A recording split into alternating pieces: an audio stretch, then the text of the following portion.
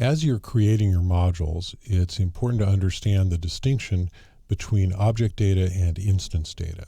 So let's look at an example so that we can understand that. We're going to start by making a working copy of the template.pm. We're going to use this to create a module, an object-oriented module called artist.pm. Go ahead and open that up.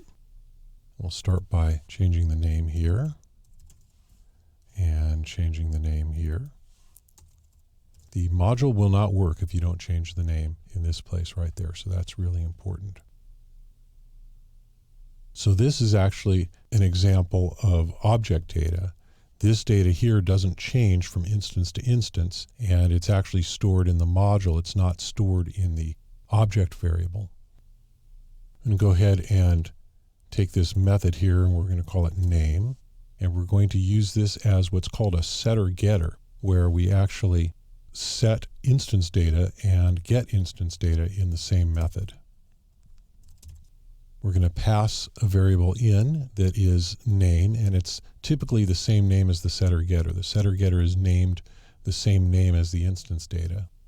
And then we're going to create an instance variable in Perl that looks like this. So that's an instance variable. It's getting stored in the hash that's pointed at by self. So you remember up here in the constructor, you created an anonymous hash, and you put it into self. Self is a hash reference, and then you blessed that hash reference, and it became an object reference, and it got returned. So every time you create an object, you create an object reference, and it uses this anonymous hash, and then all of the data that you create that's instance data, like this, gets stored in that hash that gets carried around with that particular instance of your object. You have different instances of an object, you can have different data in them, and we'll see how that's done here. So this will get name, which is getting passed in here, and I'm just going to put if defined name, get the $sign in there, and that way it doesn't get called if you don't pass name. And then we're going to return the instance data, and that way this can be used as both a setter and a getter. So if you call this method with an argument, that argument will get used to set the instance data. If you do not pass it an argument, then you'll simply be getting a copy of the instance data. All right, let's see how that works. We're going to save this, and we're going to make a working copy of modules.pl, where we will call it, and we'll just call this oodata.pl. We're going to use this module, use artist, and we're going to create an instance of the object, $O equals artist new. And then we will set the instance data, $O name, and we'll name this artist Jimi Hendrix. And then when we want to get the object data, we can put it in a variable if we want to, or we can just get it directly in the message call here. And that will print out the name Jimi Hendrix. So we'll go ahead and save this. What we're doing is we're creating a new instance of the object, and that instance gets saved in this object reference variable here. And then we're using the method in this object to set the instance data to Jimi Hendrix. And we're retrieving that instance data by calling the same method. When we run this, we see it prints out the name Jimi Hendrix.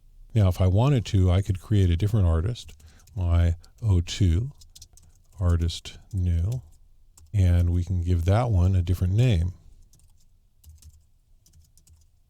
Say Miles Davis. Oh, this is O2. And if I were to call O2 name here instead of the original O, then we will get the name Miles Davis.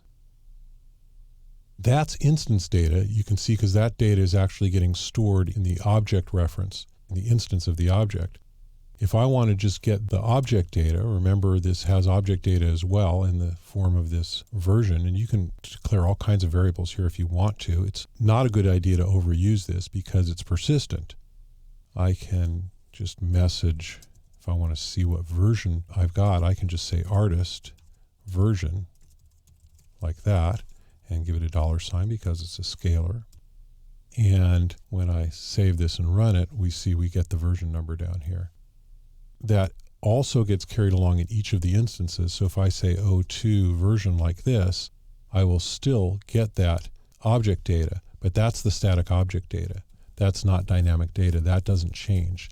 If I were to change it, it would change for all the instances. It's not carried along in each individual instance. And do not change it. It's a really bad idea to use object data like that. It gets very confusing very quickly. So that's the distinction between object data and instance data. It's important to understand, and it's important to keep track of it as you create modules using the object-oriented model.